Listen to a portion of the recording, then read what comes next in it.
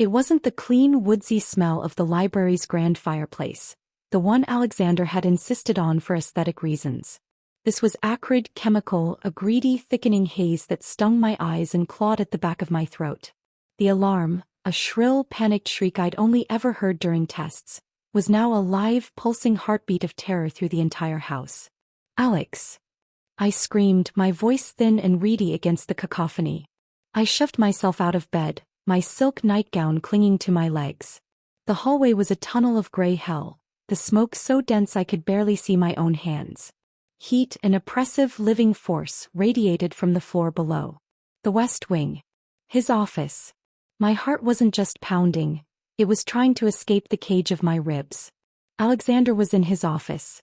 He often worked late, fueled by ambition and expensive scotch. I stumbled forward, coughing, my mind a frantic prayer.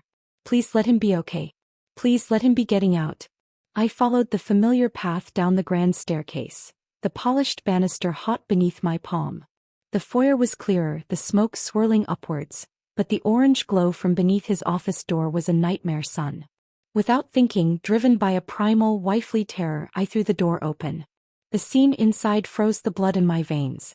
It wasn't just Alexander. He was there, his back to me, his broad shoulders tense. But he wasn't alone. Cowering behind his desk, her face a mask of theatrical fear, was Sasha. Sasha, his 24-year-old executive assistant. Sasha with the laugh that was a little too loud at company parties. Sasha, whom I'd chosen to ignore because acknowledging her would have meant acknowledging the rot at the core of my perfect, gilded life. And my husband, my Alexander, was shielding her. "We have to go through the window," he was yelling at her, his voice rough with a fear I'd never heard directed at me. He had one arm around her, pulling her towards the large bay window that overlooked the gardens. They hadn't seen me. "Alexander!" I cried out, the word a half-choked sob. He turned. For a single suspended second, our eyes met through the smoke and hellish light. His were wide, not with love or relief but with a deer-in-the-headlights panic. I saw the calculation flash across his face, swift and brutal as a guillotine. His wife.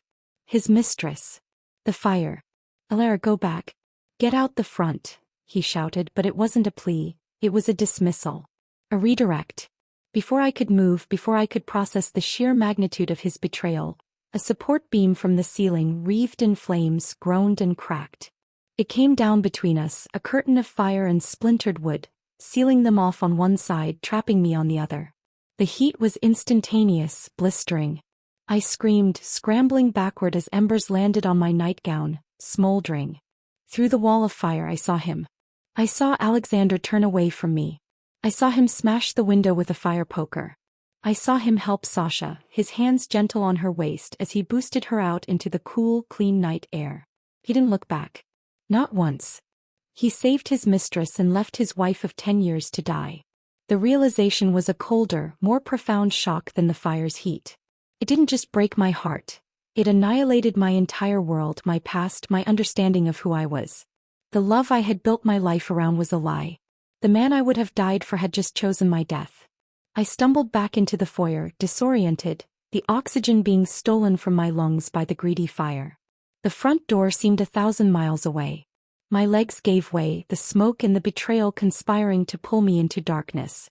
The last thing I remember is the taste of ash on my tongue and the image of Alexander's retreating back, a silhouette against the starry night, branded onto the back of my eyelids. I learned later that I didn't walk out of that house. I was carried. Liam Walsh, a firefighter with the city's emergency rescue squad, found me curled in a ball near the grand piano, mere feet from the door. He later told me he'd almost missed me in the smoke, a pale, still form amidst the chaos. He'd scooped me up, his body a shield against the falling debris, and carried me out just as the roof of the foyer caved in. I didn't know any of this at the time. For me there was only the fire, the betrayal, and then nothing. I woke up in a hospital room that was blindingly white and sterile. The air was clean, cooled by air conditioning, a stark contrast to the memory of suffocating heat. My body ached everywhere and my lungs felt raw, scraped clean. Bandages covered my arms where the embers had bitten deepest. A doctor was there, her voice calm and professional. "You're awake. You're very lucky, Mrs. Thorne. You have some second-degree burns and significant smoke inhalation, But you're going to be okay. Lucky. The word was a mockery. The door opened and for a fleeting, insane moment, I thought it might be Alexander. Coming to explain. To beg forgiveness. To tell me it was all a terrible dream. It wasn't. It was a man I'd never seen before. He was tall, with the solid, capable build of someone who worked with his hands. His hair was a messy, dark brown and his eyes, a startling shade of green, held a quiet, steady kindness. He was still in his soot-stained turnout pants and a dark t-shirt. "Ma'am," he said, his voice a low, gravelly rumble. "I'm Liam Walsh. I brought you out." This was the man. The one who had ventured into the inferno my husband had left me in. The stranger who had valued my life more than the man who had vowed to cherish me. "Thank you," I whispered, my voice a ragged ruin. The words were inadequate, but they were all I had. He just nodded, a simple, unassuming gesture. "I'm glad you're awake." He hesitated as if wanting to say more, but then thought better of it. "The doctors will take good care of you." With another nod, he left as quietly as he'd arrived. I lay there, staring at the ceiling, the clean white tiles a blank canvas for the horror show replaying in my mind. Alexander leaving. The beam falling. Sasha's terrified face pressed against his chest. The nurse came in to check my vitals. "Your husband has been calling non-stop," she said, her tone gently sympathetic. "He's been so worried. He's on his way now." A coldness settled deep in my bones, a glacial calm that had nothing to do with the hospital's air conditioning. Worried? On his way. To do what? To see if his inconvenient wife had managed to survive his negligence? When Alexander finally burst into the room, he was a masterpiece of performative grief. His eyes were red-rimmed, his designer clothes were rumpled, and his face was a mask of anguish. "Alara. My God, Alara, I thought I lost you." He rushed to the bedside, his hands reaching for mine. I flinched. I couldn't help it. The memory of those hands pushing Sasha to safety was too vivid. His face crumpled, a perfect imitation of hurt. "Baby, I'm so sorry. I told you to go out the front. I thought you were right behind me." The beam, it came down so fast. I had to get Sasha out, she was trapped, she was panicking. He was lying. He was lying with every fiber of his being, weaving a story to cover his cowardice and his choice. He hadn't told me to go out the front. He'd shouted it as a way to get rid of me. He hadn't thought I was behind him. He'd seen the fire between us and made a decision. I looked at him, this man I had loved, this man I had built a multi-million-dollar company with in the early days, this man whose mother I had cared for as if she were my own. I looked at the perfect, handsome lines of his face, now arranged in a convincing display of remorse. And I said nothing. I didn't scream. I didn't cry. I didn't accuse him. I just looked at him, my eyes dry, my soul a barren wasteland. The shock and the raw physical pain were a convenient shield. He mistook my silence for trauma, for the fragile state of a woman who had nearly died. He wept, burying his face in the sterile hospital sheets, his shoulders shaking. I was so scared. "I love you so much." Each word was a nail in the coffin of our marriage. Each tear was a drop of acid on the portrait of our life together. He thought I was broken. He thought the fire had consumed the woman I was. He was right. It had. But as I lay there, letting him perform his soliloquy of lies, a new woman was being forged in the ashes. A woman of ice and resolve. He had left me to die, saved only by the grace of a stranger. Alexander Thorne had no idea what was coming for him. The game was over. The war had just begun. The silence in my penthouse apartment was a living entity. It was thick and heavy, a stark contrast to the roaring chaos of the fire. Alexander had insisted I convalesce here in the city, rather than at the burnt shell of our country home. "It's safer closer to your doctors," he'd said, his voice dripping with concern. What he meant was, it was easier for him to control the narrative. He'd moved in with me, a hovering, guilt-ridden specter. He fluffed my pillows, brought me cups of tea I never drank, and slept on the far side of our king-sized bed, a continent of resentment between us. I let him. His servitude was a form of penance I was happy to let him perform, even as every touch of his hand made my skin crawl. My body was healing. The pink, shiny skin on my arms was a daily reminder of the fire. But the deeper wounds, the ones he couldn't see, were festering. The memory of that moment, the beam, his choice, his back, played on a continuous, torturous loop behind my eyes. A week after I was discharged, Liam Walsh came to see me. Alexander was at the office, holding the fort, as he put it, though I knew he was also probably holding Sasha. Liam stood awkwardly in the middle of my minimalist living room, looking out of place amidst the cool marble and abstract art. He wasn't in his gear this time, just jeans and a simple gray sweater. He looked more solid, more real than anything else in the room. "I was in the neighborhood," he said, which was a transparent lie. "Wanted to see how you were getting on." "I'm alive," I said, my voice flat. He nodded, his green eyes missing nothing. They took in the pristine bandages on my arms, the hollows under my eyes, the profound stillness that had taken residence inside me. "That's a start." We sat in silence for a moment. It wasn't uncomfortable. It was the silence of two people who had shared a traumatic moment, a silence that required no filling. "The house is a total loss," I said finally, stating a fact I already knew. "Yeah," he agreed. "But houses can be rebuilt."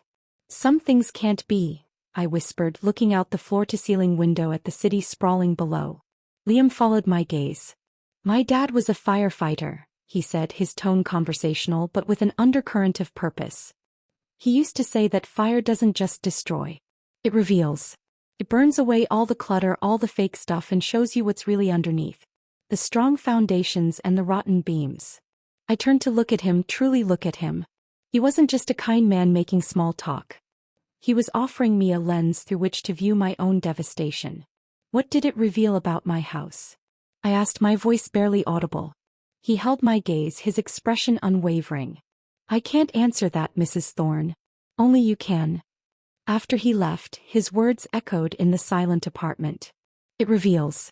The fire had revealed Alexander for who he truly was. It had revealed my marriage as a beautiful, empty facade. It had revealed my own shocking naivete. I was done being naive.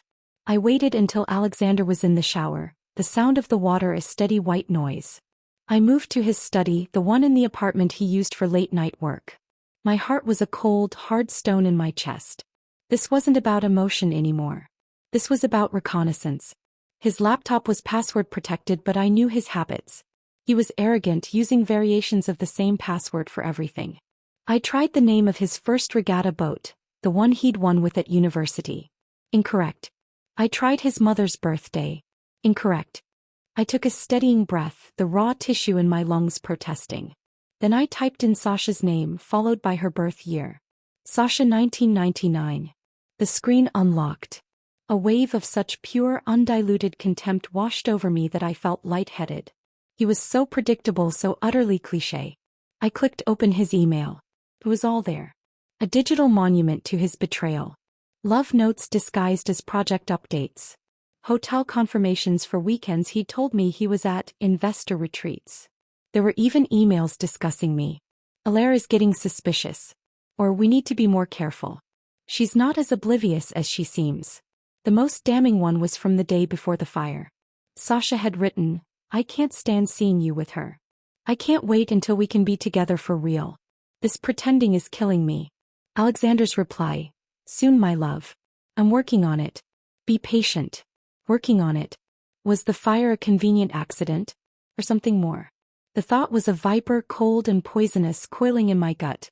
I pushed it away. One thing at a time. I copied everything. Every email, every photo, every document. I used a high-capacity flash drive I found in his drawer, my movements swift and silent. I was a ghost in my own home, gathering the evidence of my own murder. Next, I accessed the company's cloud server. Thorne Industries. My company. I had been there from the beginning in our cramped garage apartment, coding the initial architecture while Alexander schmoozed investors. I was the brains, he was the face. Over time, as we grew successful, he gently pushed me out. "Let me handle the stress, darling," he'd said. "You've worked so hard. Enjoy your life." And like a fool I'd stepped back, taken a seat on the board, and become the decorative wife. But I never signed away my shares. I still owned 45% of the company. And thanks to a clause I'd insisted on in the early love-struck days, I had equal voting rights. A failsafe he'd always laughed about. My little control freak, he'd call me, kissing my forehead. He wasn't laughing now. I downloaded financial statements, board meeting minutes, projections. I saw the company was leveraged to the hilt. Alexander had been taking huge risky bets trying to expand too fast. The foundations were shaky. It wouldn't take much to bring it all down. The shower stopped. I closed everything down, ejected the flash drive and slipped it into the pocket of my robe. I was back on the sofa, staring blankly at a news channel when he emerged, a towel around his waist, his skin steaming. "How are you feeling, sweetheart?" he asked, his voice dripping with false warmth. I looked at him, at the water droplets clinging to his chest, at the face I had once thought was the most beautiful in the world. The love was gone. The hurt was a dull, distant ache. All that was left was a chilling, focused clarity. "Tired," I said, letting my voice sound weak. "Just so tired." He came over and kissed my forehead. "You rest. I have to go into the office. Big merger meeting today." I knew about the merger. The one with Ethelred Tech. It was his Hail Mary pass. If it went through, it would save the company. If it failed, it would be the beginning of the end. "Good luck," I whispered. He smiled, a brilliant, confident flash of white. "Don't need luck, darling. I have skill." "Oh, Alexander. You have no idea." After he left, I pulled out the flash drive, holding it in my palm. It was so small, so insignificant, yet it contained the power to dismantle the empire he loved more than he had ever loved me. Liam's words came back to me. "Fire reveals." It had. It had revealed the rotten beams. And now it was time to tear the whole damn structure down. But first I needed an ally. I needed someone who knew the world of finance, someone who was ruthless, and someone who owed me a favor. I picked up my phone, my fingers trembling not with nerves, but with anticipation. I scrolled through my contacts until I found the name, Julian Croft. Julian was a corporate shark, a takeover specialist I'd known since business school. He'd once made a pass at me years ago, and when I turned him down, he'd respected me for it. We'd maintained a cordial, professional relationship. More importantly, he and Alexander loathed each other. I took a deep breath, the clean, conditioned air filling my healed lungs. Then I pressed call. "Julian," I said, my voice no longer weak but sharp and clear as cut glass. "It's Alara Thorne. I have a business proposition for you. And I think you're going to like it very, very much." Julian Croft sat across from me in a secluded corner of a quiet, upscale cafe. He was a man of sharp angles and sharper suits, his eyes the color of a winter sky and just as cold. He had always unnerved me a little, but today his calculated demeanor was exactly what I needed. "Alara," he said, a slow smile spreading across his thin lips. "I have to admit your call was unexpected and intriguing." I didn't waste time on pleasantries. I slid the flash drive across the polished table. "Everything you need to know about Thorne Industries' current financial state, its vulnerabilities, and its CEO's extracurricular activities that could be considered a liability." Julian picked up the drive, weighing it in his hand as if he could measure the destruction it contained. "And what is it you want exactly? Revenge is such a messy business." "I don't want revenge," I said, my voice steady. "I want justice. And I want what's mine. Alexander is leveraged to the hilt. The Ethelred merger is his only way out. I want you to help me stop it." "Stop it? My dear, why would I simply stop it when we can acquire it?" His eyes glinted with avarice. "Ethelred is a prize. If Thorne can't close the deal, his stock will plummet. With the information on this drive, we can launch a hostile takeover. We can buy his company out from under him for pennies on the dollar." The word hung in the air between us. This was the dance. I had the insider information and the shareholder power. He had the capital and the ruthlessness. "What's your terms?" I asked. "I form a shell corporation. You sign your voting rights over to it. I use your insider info to sabotage the merger talks from the inside while I short sell Thorne's stock and start buying up the debt. When the company is on its knees, we sweep in. I get 51% control. You get 49%, a controlling interest in the Shell Corp, and the satisfaction of watching your husband be escorted from his own building by security." It was a brutal, elegant plan. It would strip Alexander of everything he cared about, his status, his power, his money. It was perfect. "There's one more thing," I said, leaning forward. "His mother, Beatrice. Alexander pays for everything for her. Her penthouse, her nurses, her shopping sprees.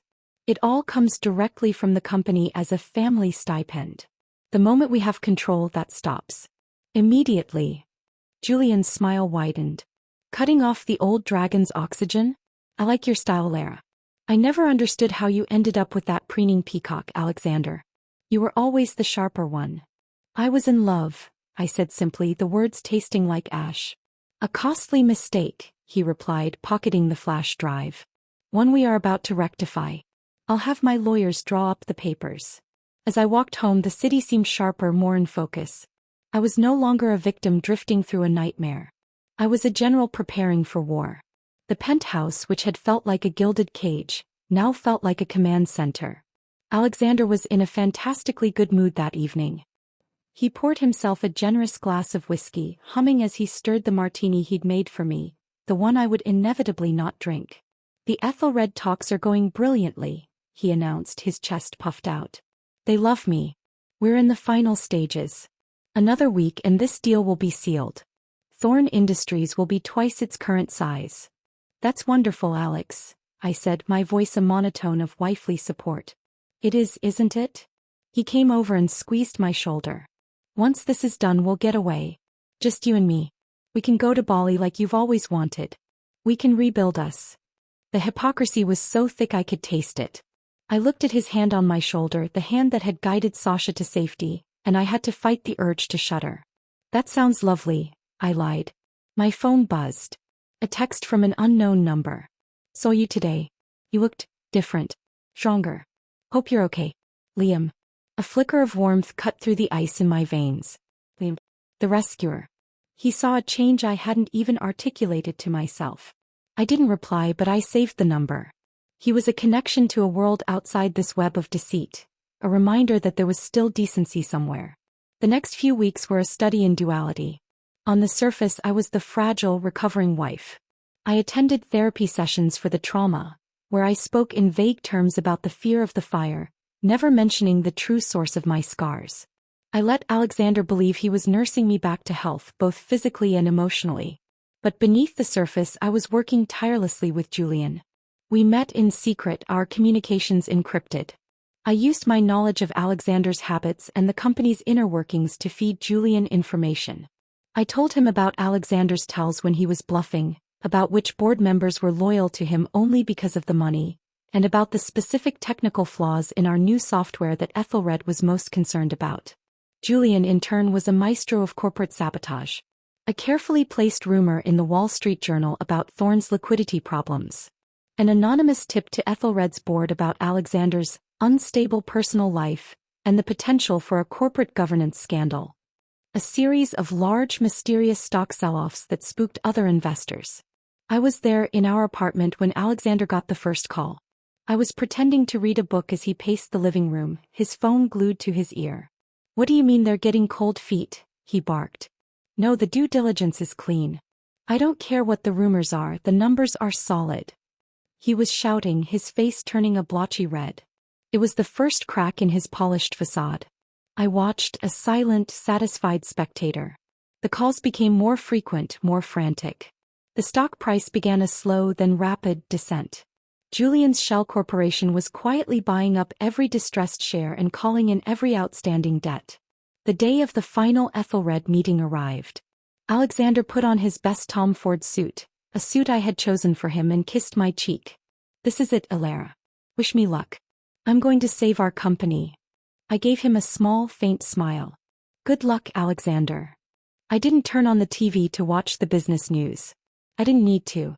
I knew how the day would unfold. I sat by the window, watching the clouds drift over the city skyline, my heart a steady, calm drum in my chest. My phone rang at exactly 3:17 p.m. It was Julian. It's done, he said, his voice crisp with triumph. Ethelred pulled out. The stock has crashed 65%. Our offer has been accepted by the board. Thorn Industries now belongs to us. The lawyers are on their way to serve him the papers. A profound sense of peace settled over me. The first act was over. I heard the key in the lock an hour later. The door swung open and Alexander stood there. But it wasn't the Alexander who had left that morning. This man was a ghost. His tie was loose, his hair disheveled, his eyes hollow with a shock so profound it had erased his very personality. He looked at me, his gaze unfocused. They're gone, he slurred, the scent of whiskey clinging to him like a shroud. Ethelred. The board, they sold it. They sold my company. I stood up and walked towards him slowly. I stopped a few feet away, looking at the broken man in front of me. I know, I said, my voice clear and cold in the silent apartment. His eyes struggled to focus on me. The confusion was almost pitiable. What do you mean, you know? I mean, I know, Alexander. I let a small, icy smile touch my lips. I know everything. I know about Sasha. I know you chose her. And I know you just lost your company because I helped take it from you. The realization dawned on his face, slow and horrifying. The pieces clicked into place. My silence, my recovery, the leaked information. The color drained from his face, leaving a deathly pale mask. You, he whispered, the word a breath of pure horror. You did this. Fire reveals, Alexander, I said, throwing Liam's words back at the man who had left me in one. It showed me who you really were. And now the world gets to see it too. Before he could respond, the doorbell rang. I walked past him, my posture straight, and opened the door. 2 men in severe suits stood there. We're here for Alexander Thorne, one said. We have papers to deliver regarding the change in control of Thorne Industries and the revocation of his access to all company assets. I stepped aside. He's all yours. As they handed him the thick envelope, Alexander's legs gave way. He crumpled to the polished floor, the papers scattering around him like fallen leaves. He began to sob, great, heaving, ugly sobs of utter devastation. I looked down at him, the architect of my ruin, now lying in ruins himself. And I felt nothing at all. The lawyers were efficient, cold, and utterly merciless. I watched from my armchair, a silent queen on her throne, as they informed a broken Alexander that he was no longer the CEO, no longer a board member, and no longer had access to any company accounts, including the one that funded this very penthouse. The assets of Thorne Industries are now the property of the new holding company, Ethelring Limited, one of them stated, his voice devoid of inflection. Your personal accounts, which were heavily leveraged against company stock, have been frozen pending a full audit. You have 48 hours to vacate these premises, which are owned by the corporation. Alexander looked from the lawyer to me, his eyes wide with a terror I'd never seen before. It wasn't the fear of losing money, it was the fear of ceasing to exist. Without his title, his company, his money, he was nothing. He was a shadow. Elara, he begged, his voice cracking. Please. You can't do this. We're married. Everything we have is shared. I tilted my head, a predator considering its prey. Is it? Was Sasha shared, Alexander?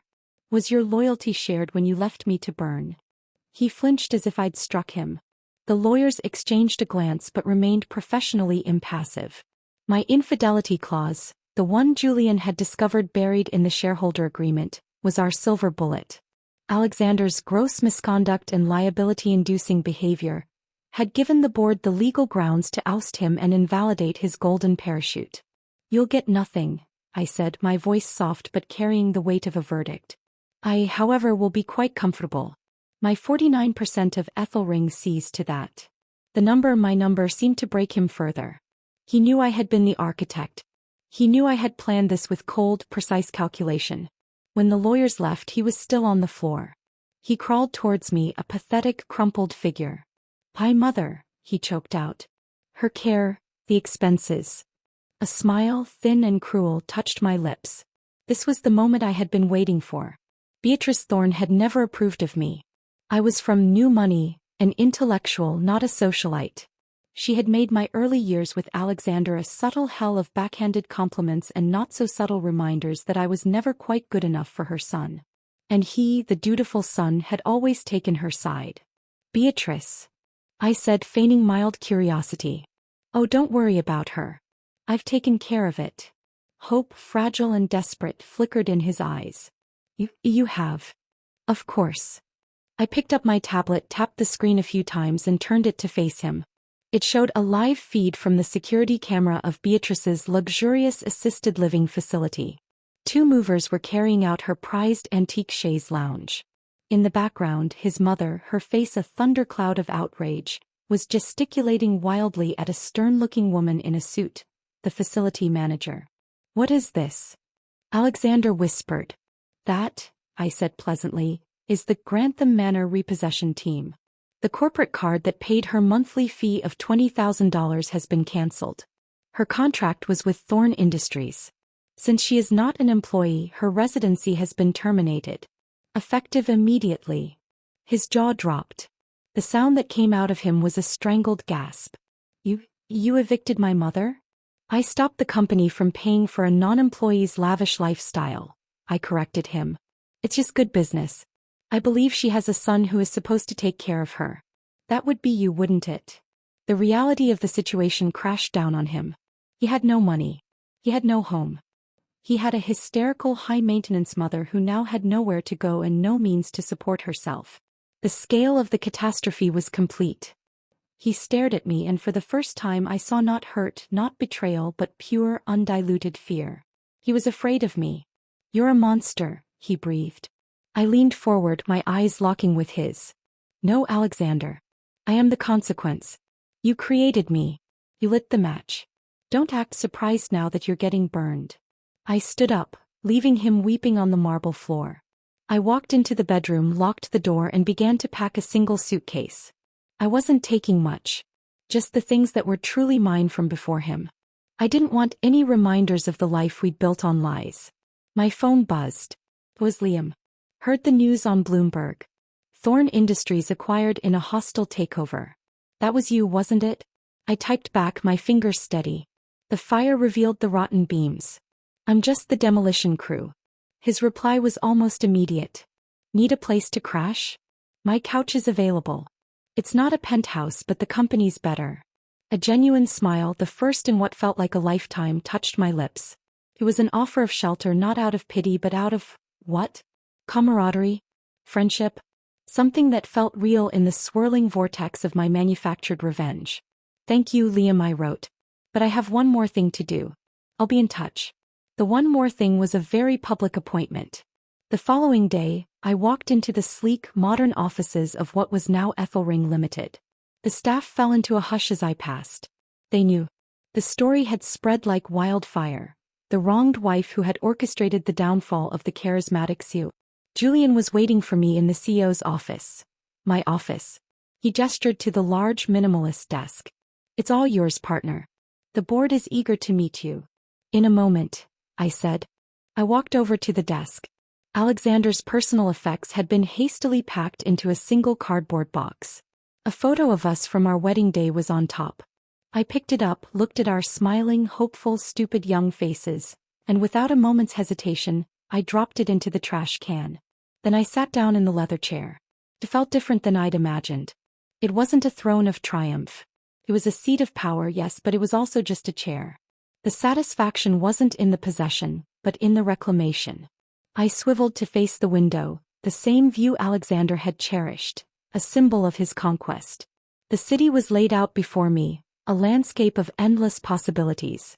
The intercom on the desk buzzed. Miss Thorne? Your mother-in-law is on line 1. Is quite insistent. I smiled. Beatrice had found my new number. I imagined her, stuffed into some budget hotel room Alexander could barely afford, surrounded by her hastily packed Louis Vuitton suitcases. Her world shrunk to a terrifying, impoverished size. I picked up the phone. Beatrice, I said, my voice cool and professional. To what do I owe the pleasure? Her shriek of fury was so loud I had to hold the receiver away from my ear. It was the sound of a world ending, a privilege evaporating. It was the sound of my victory. But as I sat there listening to the fading echoes of Beatrice's wrath, I realized something with startling clarity. This wasn't the end. It was the beginning. The beginning of my life. A life without Alexander. A life where I was no longer Alara, the betrayed wife, but Alara, the survivor. Ew. And perhaps, just perhaps, a woman who could one day learn to trust again. The silence in my new apartment was different. It wasn't the heavy, oppressive silence of the penthouse, fraught with lies and unshed tears. This was a clean, empty silence, a blank canvas. I'd rented a modern high-floor loft with panoramic views, but it held no ghosts. There were no memories of Alexander here, no scent of his cologne clinging to the curtains, no echoes of his empty promises. The first few days were a whirlwind of legal finalities and corporate maneuvering. Signing the divorce papers was as clinical as signing a business contract. My lawyer, a formidable woman named Ms. Sharma, handled it all. Alexander, through his own newly appointed, clearly less expensive lawyer, contested nothing. He had no ground to stand on and he knew it. The evidence of his infidelity, coupled with the financial coup de grace, had rendered him powerless. I thought I would feel a surge of triumph when the divorce was finalized. Instead, I felt a profound and unsettling emptiness. The engine of revenge that had kept me running for weeks had sputtered and died, leaving me in a quiet, unfamiliar landscape. What did I do now? Julian was a constant, demanding presence. Board meetings, strategy sessions, investor calls. He was brilliant and ruthless, and together we were stabilizing Ethelring and purging the last vestiges of Alexander's risky legacy from the company. It was satisfying work, but it felt like I was playing a part, wearing a suit of armor that was both protection and prison. It was during one of these long, tedious meetings that my phone vibrated with a call from an unknown number. I usually let them go to voicemail, but something made me excuse myself and step into the hallway. Elara Thorne? A woman's voice asked, tight with anxiety. It took me a moment to place it. Sasha. I said, my voice colder than I intended. There was a sharp intake of breath. Yes. I need to talk to you. Please. Curiosity, a sharp, prickling sensation, overrode my disgust. What could we possibly have to talk about? It's about Alexander. And the fire. Her voice dropped to a whisper. I think you should know what really happened. An hour later, I was sitting in a quiet corner of a generic coffee shop, watching Sasha approach. She looked nothing like the polished, confident mistress I'd seen through the flames. She was pale, her eyes darting nervously, and she clutched her purse as if it were a lifeline. She slid into the booth opposite me, unable to meet my gaze. Thank you for coming, she mumbled. Get to the point, Sasha, I said, sipping my black coffee. My tolerance for drama is at an all-time low. She flinched. It wasn't how it looked. That night. I raised an eyebrow. You mean the part where my husband saved you and left me to die? It looked pretty clear to me. No. I mean, yes, he did that, but she took a shaky breath. We were fighting. In his office. Before the fire started. That got my attention. I remained silent, letting her squirm. He was breaking it off with me, she blurted out, tears welling in her eyes. He said it was too risky, that you were getting suspicious. He said he loved you, that he couldn't lose you. I was hysterical. I threw a vase against the wall. I think it hit the old wiring near the bookshelf. There was a spark and the curtains, they just went up. So fast. I stared at her, my mind reeling. The fire hadn't been a random accident. It had started because of their fight. Because of her. And Alexander had been trying to end it? He saved me out of guilt, Sasha whispered, a single tear tracing a path through her makeup. He wasn't choosing me over you. He was trying to contain the mess he'd made. He pushed me out the window and told me to run, and when he turned back, the beam had already fallen. He couldn't get to you. He told me later he thought you'd already gotten out. He never meant for you to get hurt. The story was convenient. It painted Alexander as less of a monster and more of a coward, a man trapped by his own stupidity and a moment of catastrophic bad luck. I didn't know if I believed her. But it didn't change the fundamental facts. He had left me. He had chosen to save her first. The why was almost irrelevant. Why are you telling me this now? I asked, my voice flat. Because he's destroyed, she said, her hands trembling as she wrapped them around her coffee cup. He's living in a shitty studio apartment. His mother is staying with him and she's driving him insane. He has no money, no job prospects. No one will hire him. He started drinking. A lot. A part of me, the part that had loved him for a decade, twinged with a pity I immediately despised. I crushed it. And you feel responsible? I guessed. She nodded, fresh tears falling. I lost my job. My reputation is ruined. I look at him now, this broken, pathetic man, and I realize I don't even like him. I liked the power, the money, the excitement. But the man himself? He's nothing without it. And I helped break him. I helped break you. She was seeking absolution. A way to ease her own guilt. I wasn't in the business of granting it. The fire revealed who he was, Sasha, I said, standing up. It revealed who you were too. You don't get to set the world on fire and then complain about the heat. I left her crying in the booth, her confession hanging in the air between us. It changed nothing, and yet it changed everything. The narrative was Messier now. The villain was less a mustache-twirling monster and more a flawed, weak man whose consequences had finally caught up with him. It was somehow less satisfying. My phone lit up. A text from Liam. Heard it's been a big week. The demolition finished? Time to think about rebuilding?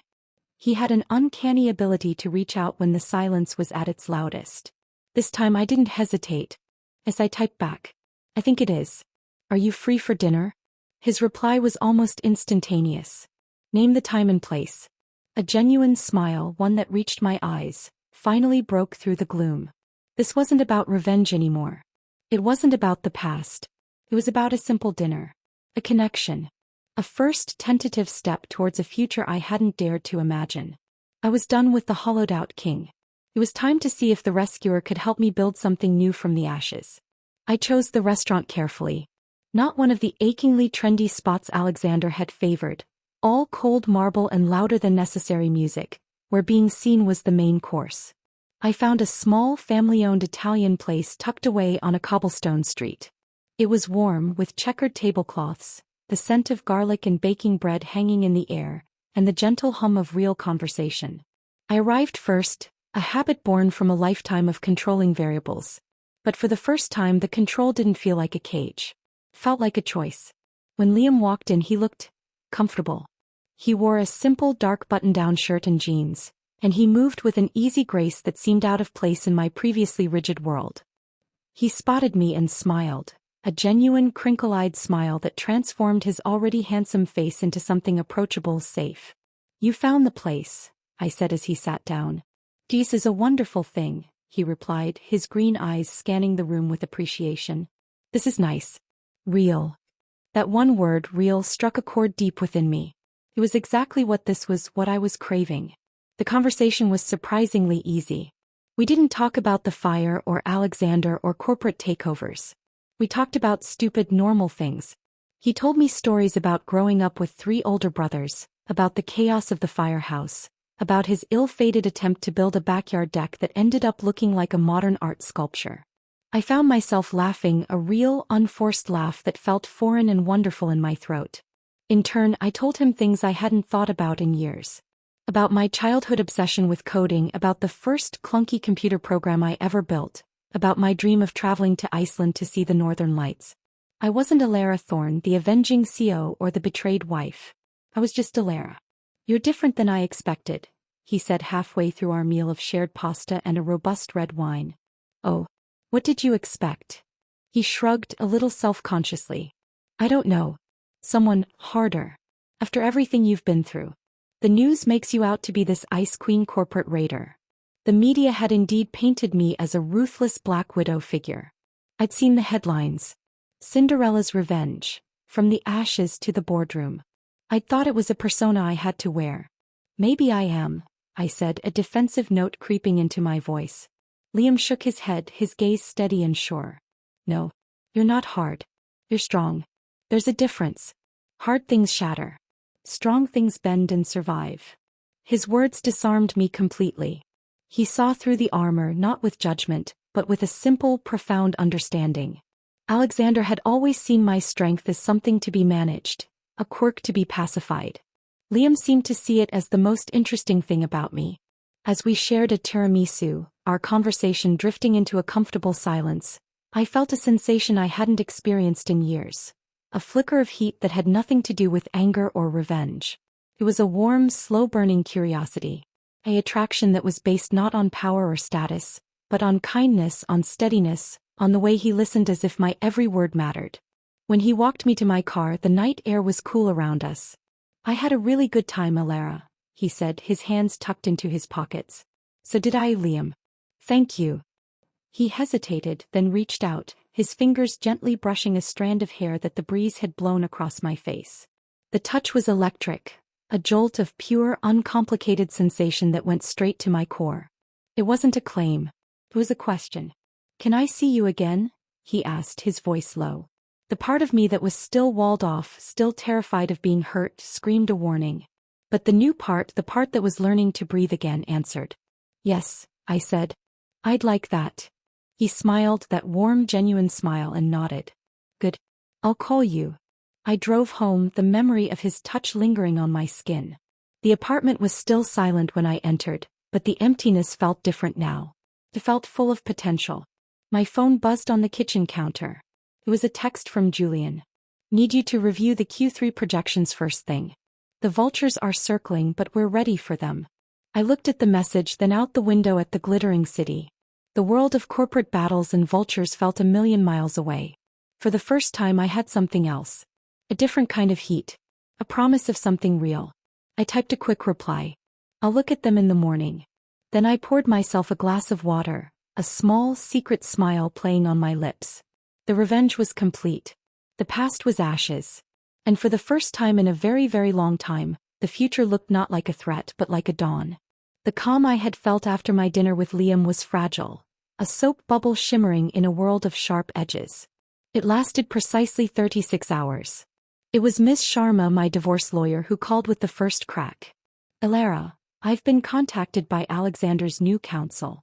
They're filing an appeal.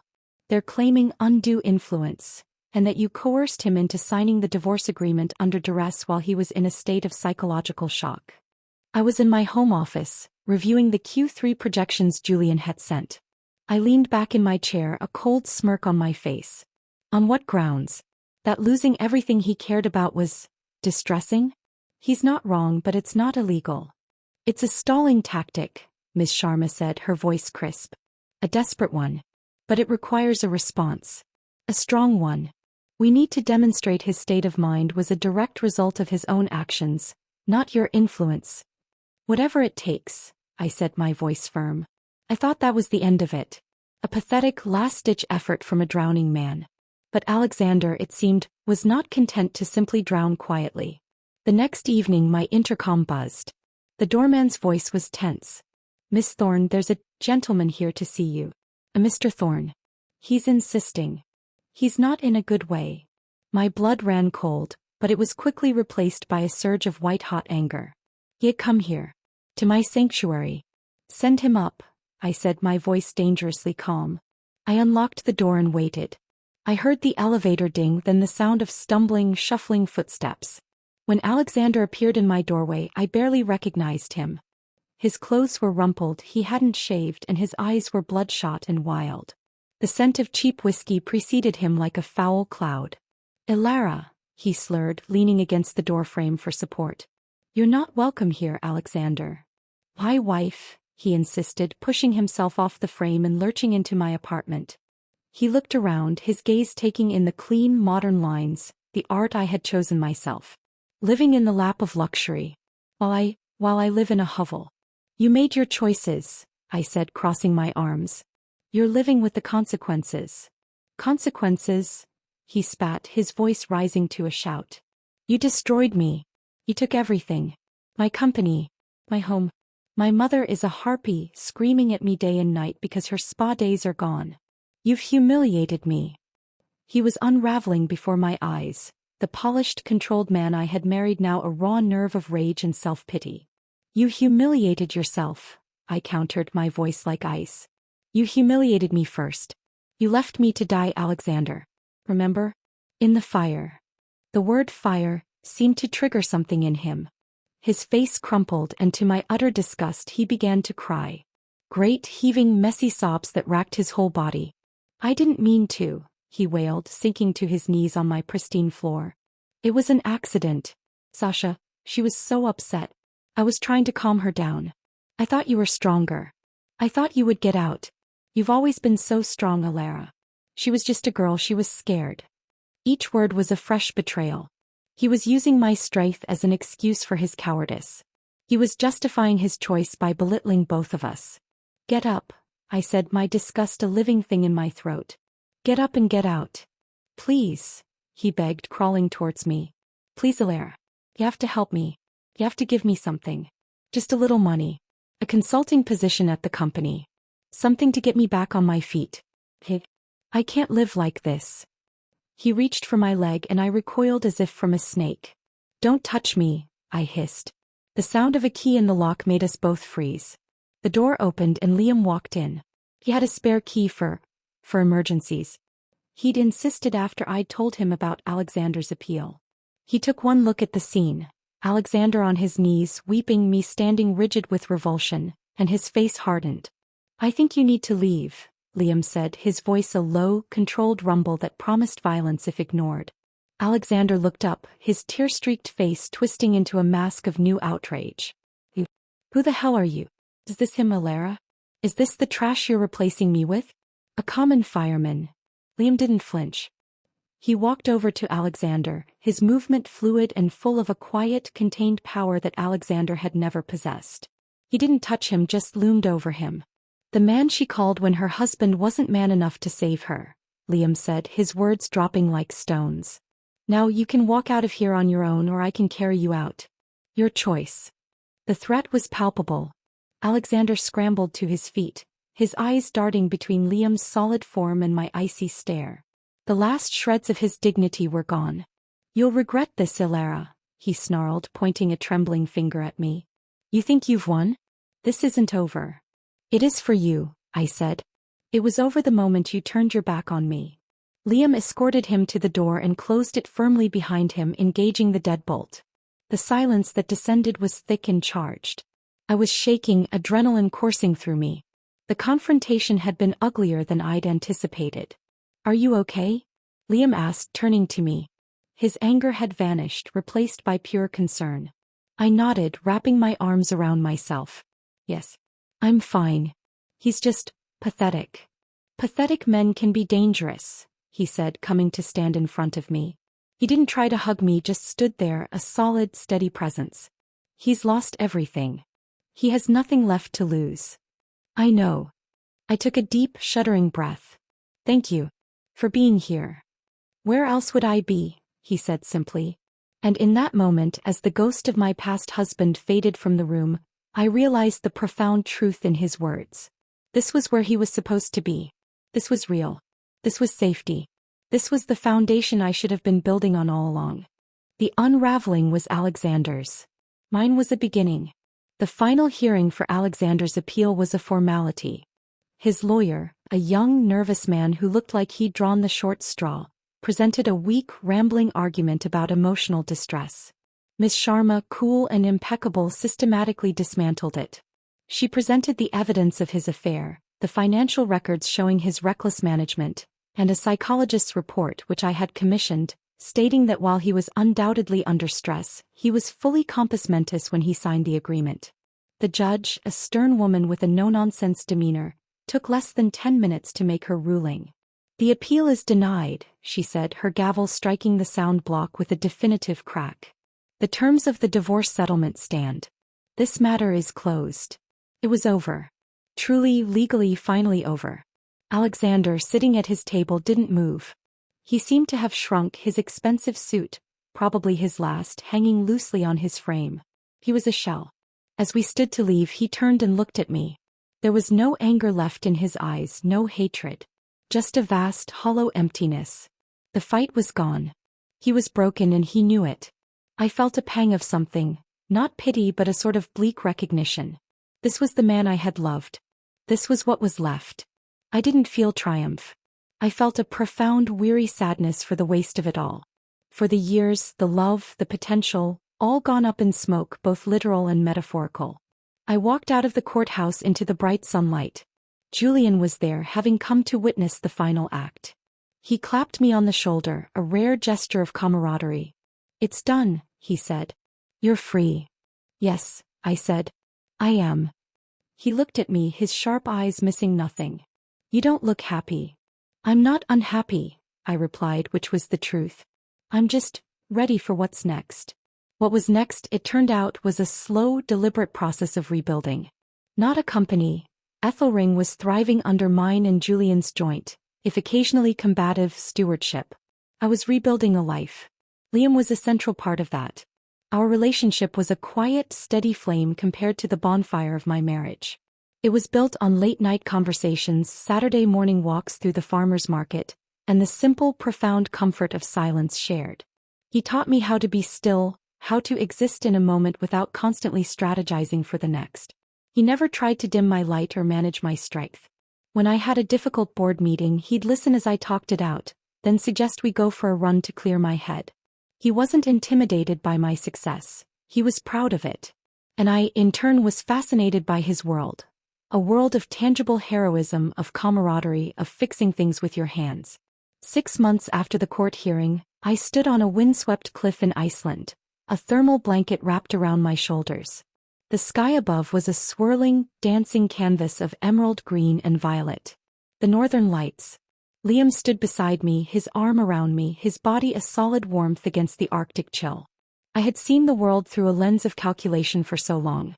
Every vacation, every purchase, every relationship had been a part of a larger plan, a piece on a chessboard. But this was just beauty. It was awe. It was a moment that demanded nothing from me but to be present. It's breathtaking, I whispered, my breath misting in the cold air. Liam squeezed my shoulder. Yeah, he said, his voice soft. It is. He wasn't just talking about the lights. As the colors danced and shifted, I thought about the fire. The heat, the terror, the betrayal. It had been an ending, a violent, painful death of the woman I was. But as I stood there, wrapped in the aurora and the arms of a good man, I realized it had also been a brutal, necessary birth.